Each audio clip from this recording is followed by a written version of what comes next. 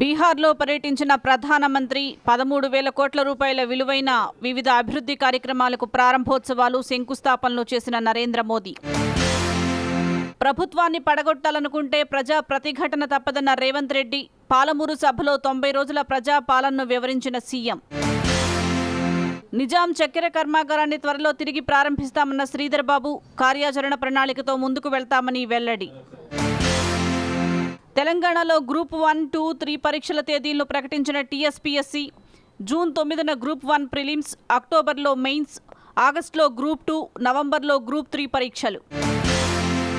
Khelo India పోటీల విజేతలకు ఇకపై ప్రభుత్వ ఉద్యోగాలు, క్రీడాకారులను ప్రోత్సహించడమే తమ లక్ష్యమన్న కేంద్ర మంత్రి అనురాగ్ సింగ్ ఠాకూర్. రైతులకు రాష్ట్ర ప్రభుత్వం అండగా ఉంటుందన్న సీఎం రేవంత్ రెడ్డి. కరువును కలిసికట్టుగా ఎదుర్కొందామని వ్యాఖ్య. ఈ నెల 11న భద్రాచలంలో ఇందిరమ్మ ఇళ్ల పథకం ప్రారంభిస్తామన్న మంత్రి పొంగులేటి శ్రీనివాసరెడ్డి.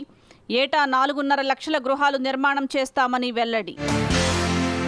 భద్రాచల రామాలయాన్ని అభివృద్ధి చేసేందుకు ప్రభుత్వం సిద్ధంగా ఉందన్న ఉప ముఖ్యమంత్రి. సమగ్ర ప్రణాళికను రూపొందించాలని అధికారులకు ఆదేశం. ఘనంగా సంగీత నాటక అకాడమీ అవార్డుల ప్రధానోత్సవం. రాష్ట్రపతి ద్రౌపది ముర్ము చేతుల మీదుగా అవార్డుల అందజేత. బ్యాంకింగ్, ఇతర రంగాల్లో ఏటా 10,000 ఉద్యోగాలు కల్పిస్తామన్న మంత్రి శ్రీధర్ బాబు. రాష్ట్రంలో నైపుణ్య వర్సిటీ ఏర్పాటుకు కృషి చేస్తామని వెల్లడి. రంజాన్ మాసంలో ముస్లిం ఉద్యోగులకు గంట వెసులుబాటు ప్రకటించిన ప్రభుత్వం. ఈ నెల 12 నుంచి వచ్చే నెల 11 వరకు అమల్లో ఉంటుందని ఉత్తర్వులు జారీ. రాష్ట్రపతి నిలయంలో సందర్శకుల సదుపాయాలకు కేంద్రం ఏర్పాటు. వర్చువల్గా ప్రారంభించిన రాష్ట్రపతి ద్రౌపది ముర్ము. పాల్గొన్న గవర్నర్ తమిళిసై, రాష్ట్ర మంత్రి పొన్నం ప్రభాకర్. ఢిల్లీ సీఎం కేజ్రీవాల్పై కోర్టులో ఫిర్యాదు చేసిన ఈడీ అధికారులు. పలుమార్లు సమన్లు జారీ చేసినా విచారణకు హాజరు కావటం లేదని వ్యాఖ్య.